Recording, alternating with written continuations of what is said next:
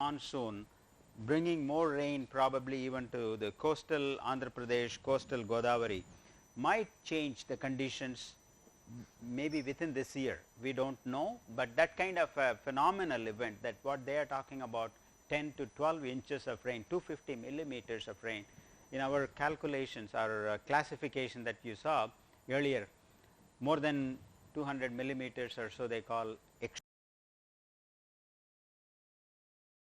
the first or second day that I showed. So, this will come under that. So, big rivers that flow in the atmosphere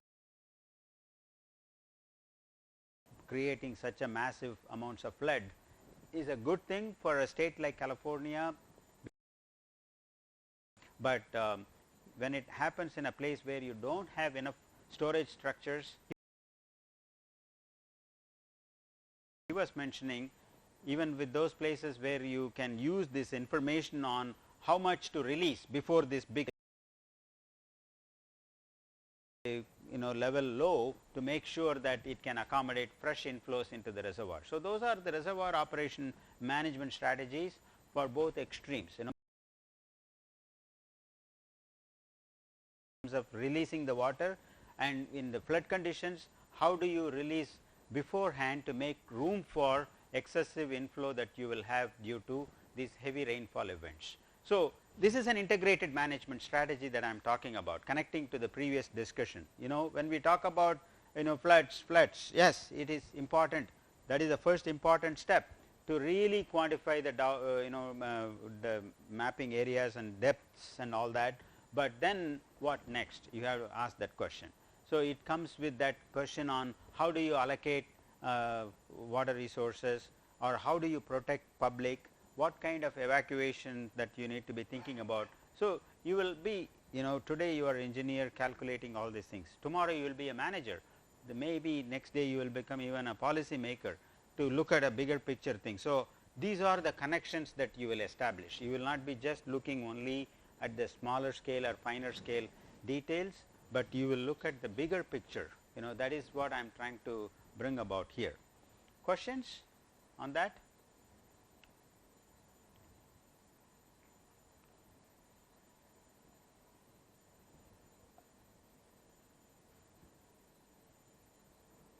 So, this one or two slides that I left with, I just wanted to show you here quickly. Bear with me on this, I will quickly do this, because in the visit inquest that we actually saw, it is okay, yeah.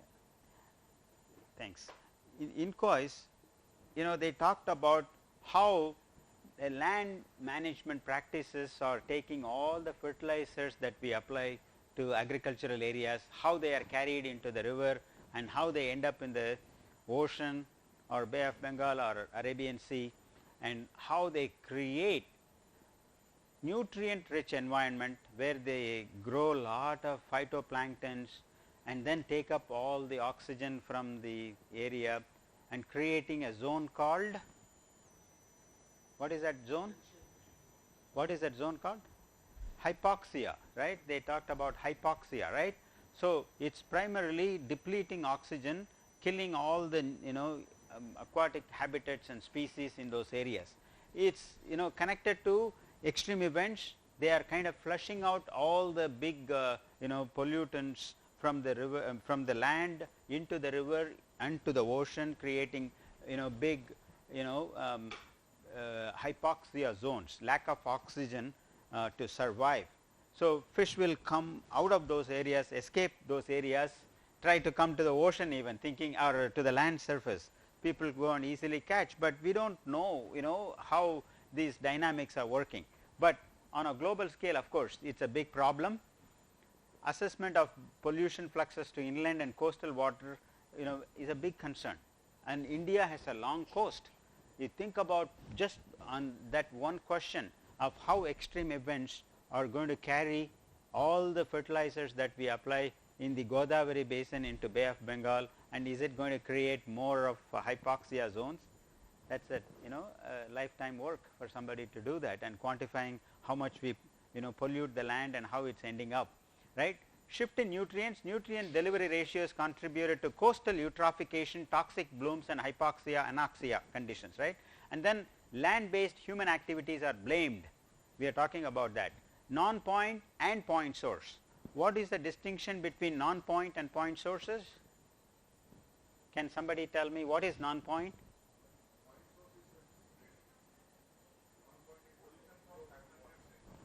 Okay.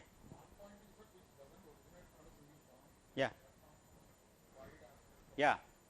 All of the answers above, what you mentioned are correct. Main thing is it comes from a larger area.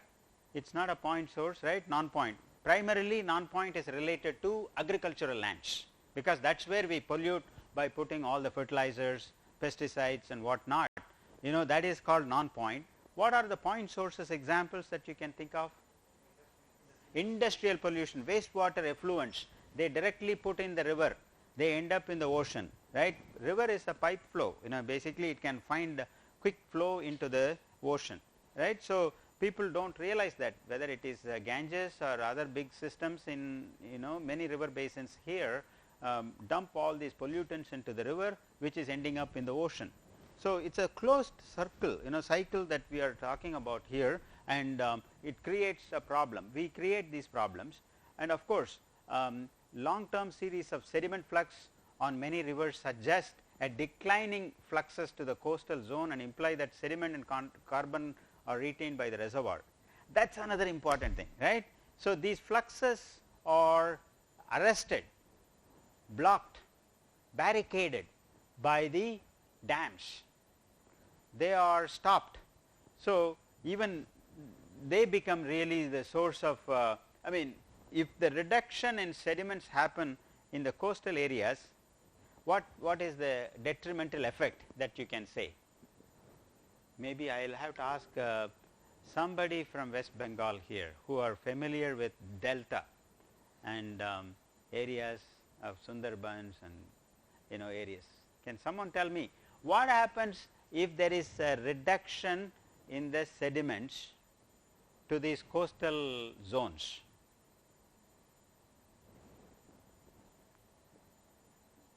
What happens to the dams? What happens to the coastal areas?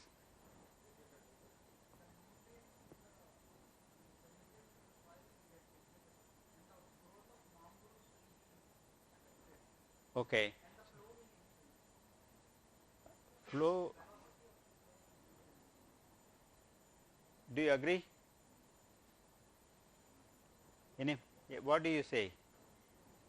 So my view is this.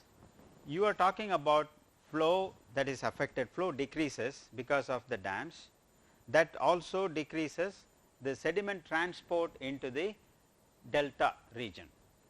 When you lose the sediment buildup in the delta, you are losing the land to the sea, because sea level rise is already happening. They are finding its way to come to the land. So there is more salinity that is coming inside the land now. Saline issues are becoming more and more common, all these deltaic systems. That's a big problem right now. They are losing fertile lands, they are losing Sundarbans that you mentioned, mangroves, and it's a problem probably in other places. In Tamil Nadu, for example, there is a place called Pichavaram near Chidambaram. I don't know how many of you have seen that place. It's a mangrove area. People are measuring fluxes and they are finding out salt water entering into the system there. So that is a near situation, a possibility that we are talking about when it comes to seawater entering into the area. So we are losing the ecosystems, we are losing the land to the sea, we are also losing the fertile lands that produces agriculture because of saline water intrusion. This is not just only for India. There are many basins like that. The Egyptian Nile Delta system is going through the same scenario. The Mekong River basin I talked about in the first few days in Vietnam Delta region, they are losing lots of lands. Mississippi in the US, the same scenario is happening. You can name any continent where these big systems that are really affected by these dams that humans have built are modifying the flow of sediments or fluxes in general, and that is creating problems also. That is something to think about, consider. Okay. And quantifying these ongoing changes to river basin development and how climate change is also impacting, and then what kind of variability that we have with respect to water and materials. When we talk about materials, sediments and other fluxes during episodic floods remains an important topic. This is a very, very relevant and interesting, intriguing topic, and nitrogen is a big problem, right. Nitrogen that we apply through fertilizers is happening all over the place, and it is a building block of plants and animal proteins. It is also essential for all forms of life, but excess nitrogen from human activities such as agriculture, energy production, transport is overwhelming the natural nitrogen cycle. Of course, you have nitrogen in the atmosphere also that is settling into these water bodies, but the one that we have here on the land is also directly impacting how they are getting transported and into the river system and creating algae problem, algae blooms problem, that we are seeing. Suddenly the water become green, right. Those are algae. You saw in Incoy's discussion, that is good for fish, right, because they come to eat, right. They deplete all this biomass or phytoplanktons or chlorophyll green stuff. There on one level it is beneficiary, but on the other level of course they can also become depletion of oxygen sources, and as a consequence of course it becomes a nutrient limited situation for us in many systems, particularly in the unnatural or undisturbed natural systems. Okay. And driven by massive increase in the use of fertilizer, the burning of fossil fuels and upsurge in land and land clearing and deforestation, the amount of nitrogen available has doubled actually. In fact, we have put more nitrogen than what is needed for the plants, and they are not stabilized there. They are getting washed off into these water bodies due to the extreme events that we are relating to in this class. And of course, they are quantifying the amount. Nitrogen saturation can absorb soil chemistry, leading to loss of other nutrients such as calcium, magnesium, potassium, ultimately to a decline in soil fertility. The productivity of soil gets decreased. That is why farmers are suffering because of yield loss in some cases, because we created that problem. Okay. Excess nitrogen can also wreak havoc with the structure of ecosystems, affecting the number and kinds of species found. We talk about both inland and also in the coastal systems how excess nitrogen can impact this quality of life. I think this is just the linear relationship between observed nitrogen flux in the riverine systems and modeled systems. Again, this is just a map. With this I will end for this one. Total dissolved oxygen nitrogen export, if you look at India is really looking red here, right. So, we kind of export lots of nitrogen, and it is also correlated well with nitrogen export or fertilizer use that we are talking about. Now, when it comes to competition for resources, I started this whole discussion with multi-sectoral water use and how do you quantify in the integrated framework and integrated watershed management, right. But when you look at the resource itself, rainfall or availability of water through many other land management practices, still it is not sufficient to meet the stress. We are talking about lower stress in only a few places, but majority of them are going through high stress.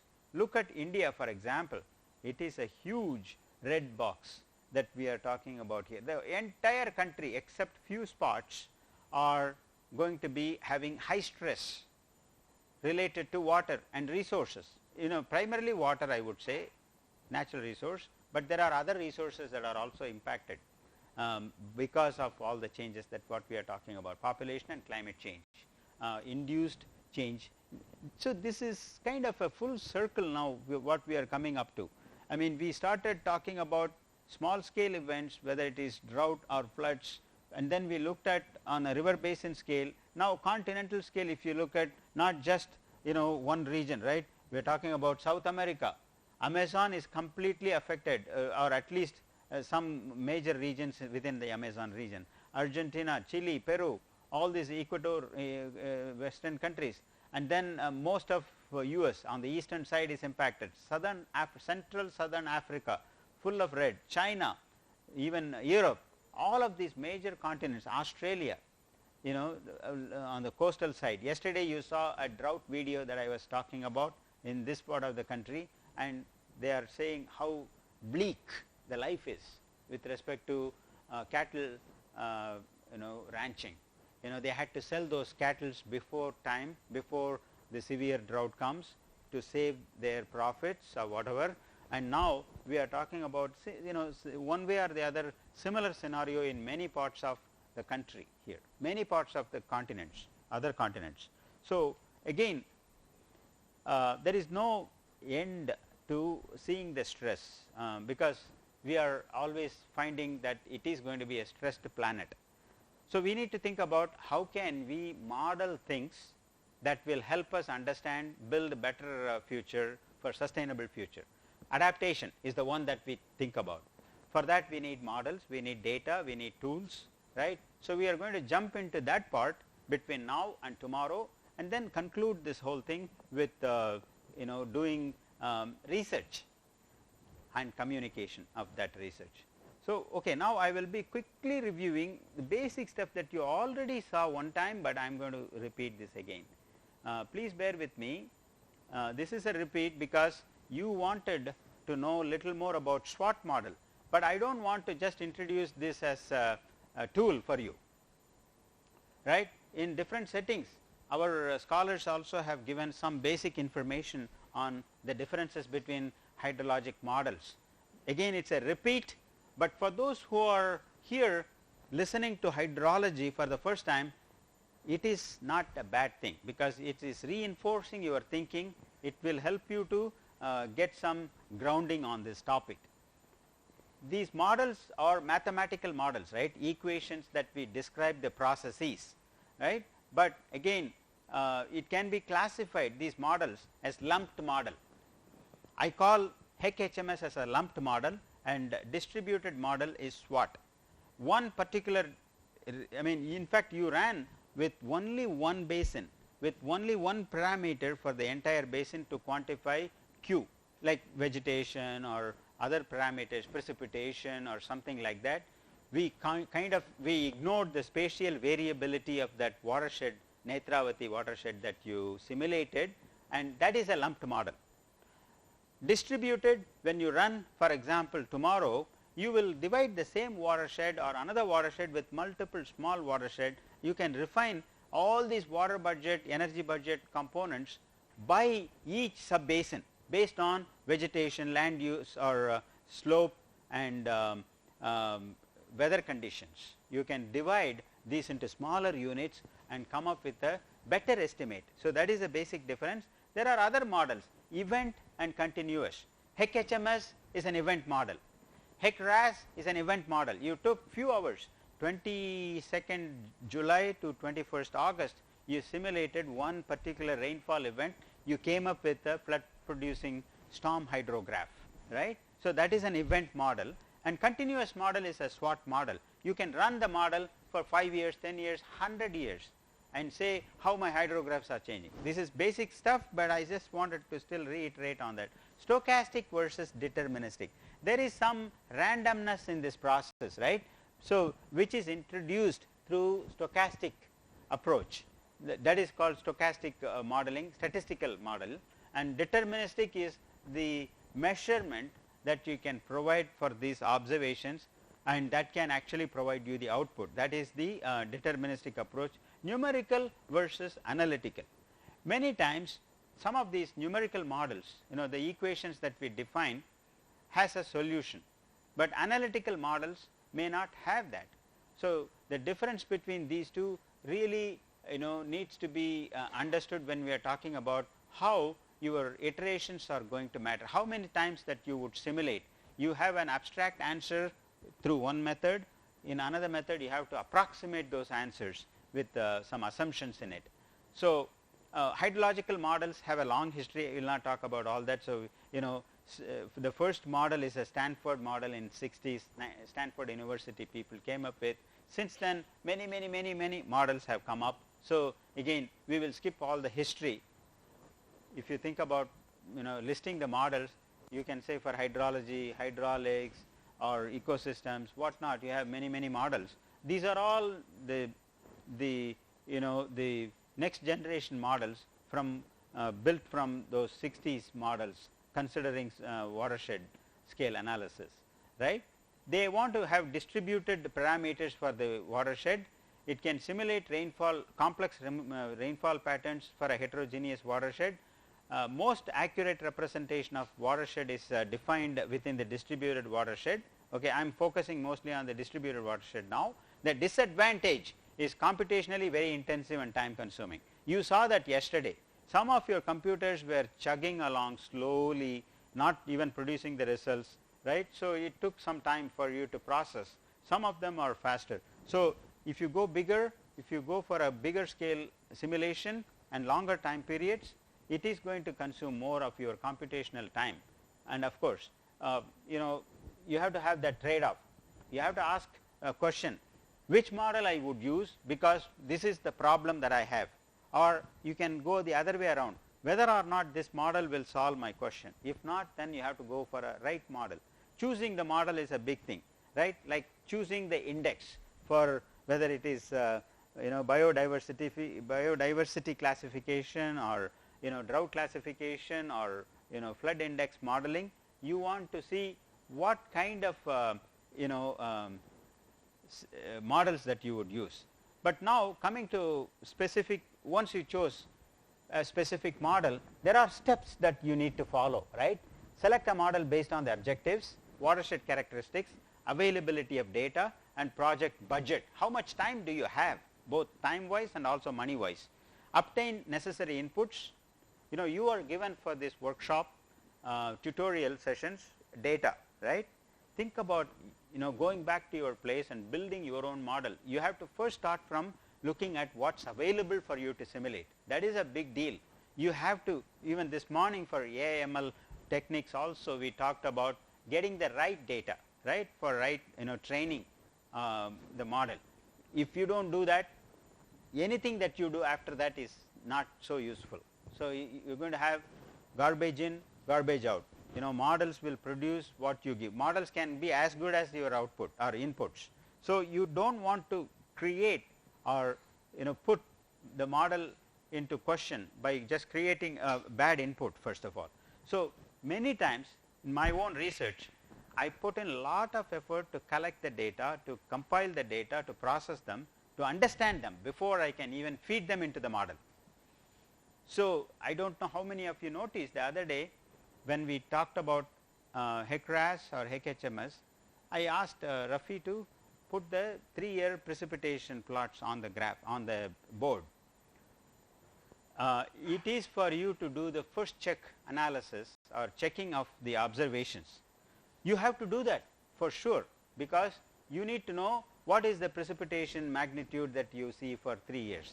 Is there any no data points or 999, minus 999 or plus 999 for no data flags sometimes they use, right. So, I can tell you another interesting story of how some papers produce results that are so wrong based on including those minus 999s in their analysis. It has happened before. So, checking the data is very important in the running the model, and of course, objective study and then choose the method for hydrograph analysis and routing methods, calibration validation, which is an important step, perform model simulations using various climate, land use conditions, right. So, that is a scenario analysis. Now, unlike HEC-HMS, SWOT has evolved many things.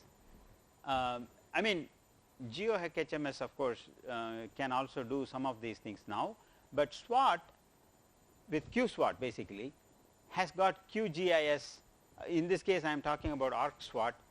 Many things are so nicely integrated that you can prepare the data, get into the SWOT model very easily, run the model without any extra effort.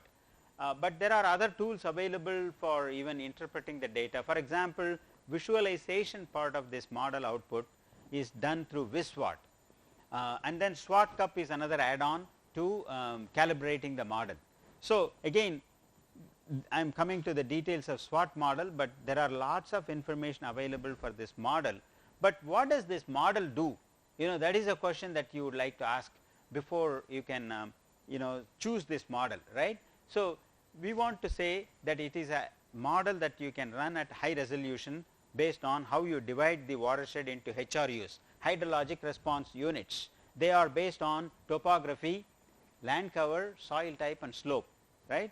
And then I am sorry. So, the input particularly is the driving force of the model, primarily P and T, that you use at multiple locations of the watershed, and the output that you can have is stream flow, surface runoff, groundwater, lateral flow, ET, soil moisture, so on and so forth, and there are many water quality parameters also you can have.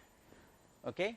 And this is how you would set up the model. Basically, you look at the DEM, delineate the basin, define the streams, you can burn in the streams or you can use how they derive based on DEMs, and then define the output location, and in this case of course selecting the output and then coming up with flow calculations, calculation of subbasin parameters, and then finally of course delineate the, once you delineate, of course all of these processes are sequentially done in this case.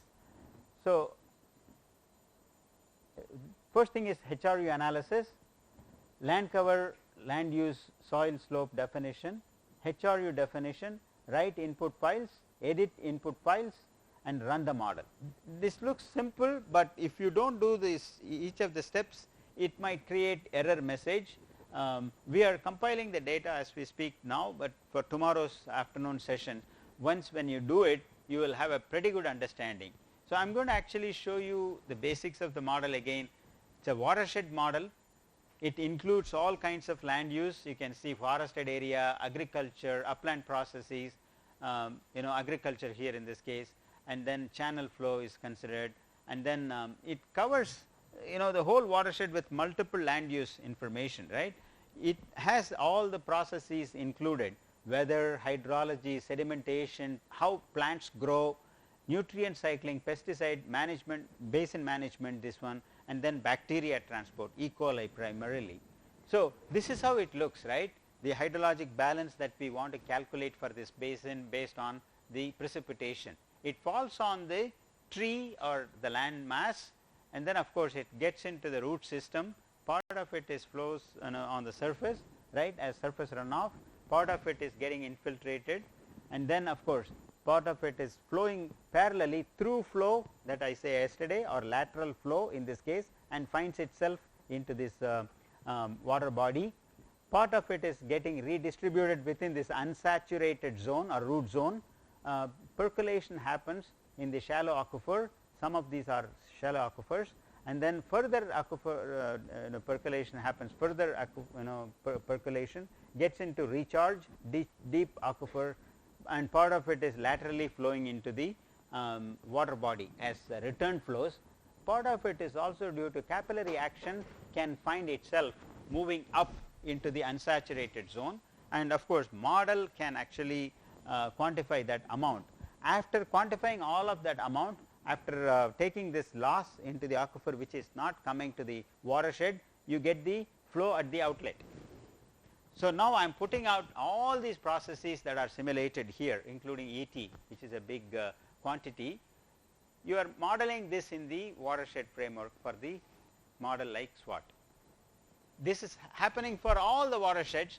Every watershed has got its own unique way of defining these processes. That is the only difference. A SWAT model versus HEC model, HEC HMS model or another model,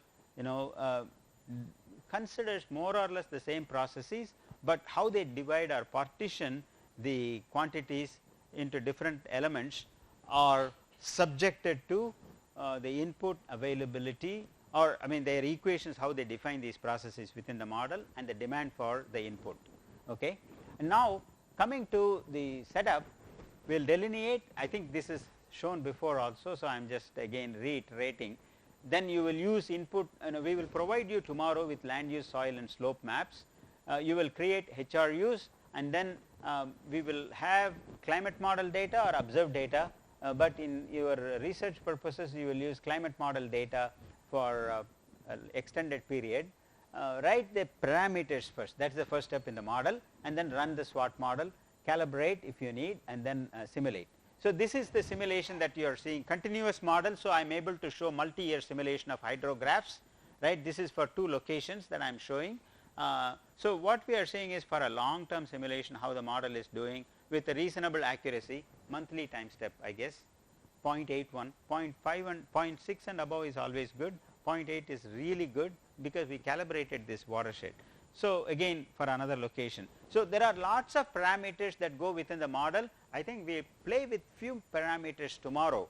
For example, here you will see curve number as one thing, and then there are also, this is curve number, right. So, we have the range, and then for at what scale that you are going to be calibrating this parameter, basin scale or HRU scale or sub basin scale, and whether or not you will replace the parameter or modify the value with some factors, R and V, that is the representation within the model for each parameters. There are about 54 or so parameters, and part of it is quantity parameter, water quantity related parameters, part of it is water quality related. We are not going to touch water quality parameters, we will touch only water quantity related parameters.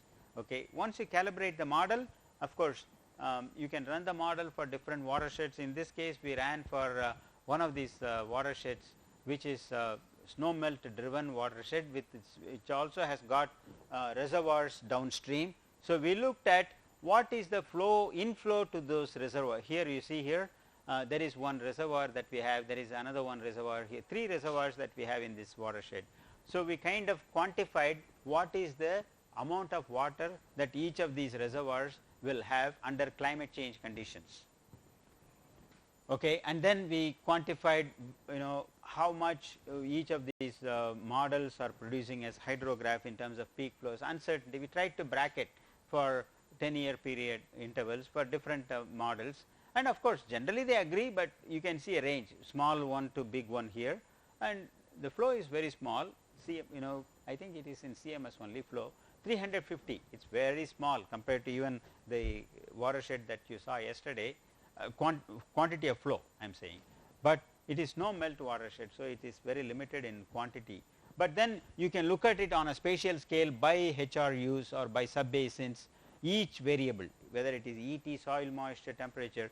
Then what we did, using these parameters into some of our outputs into your calculations of floods or calculation of drought using soil moisture output from these kind of models.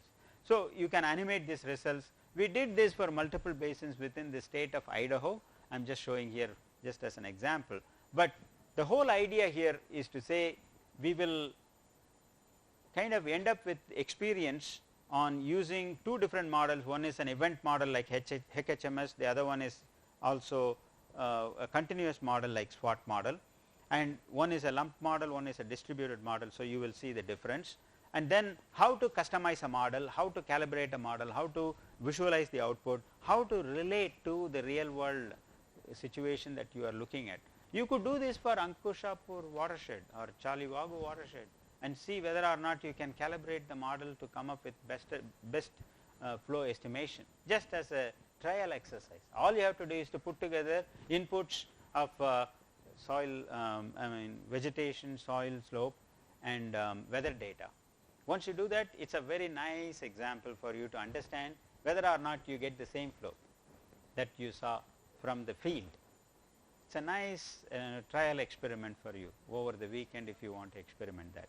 With that, I will stop.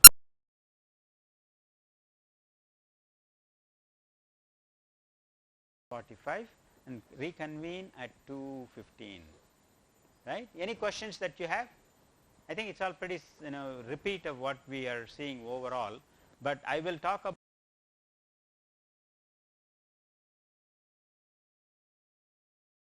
comes with both floods and droughts, and then talk about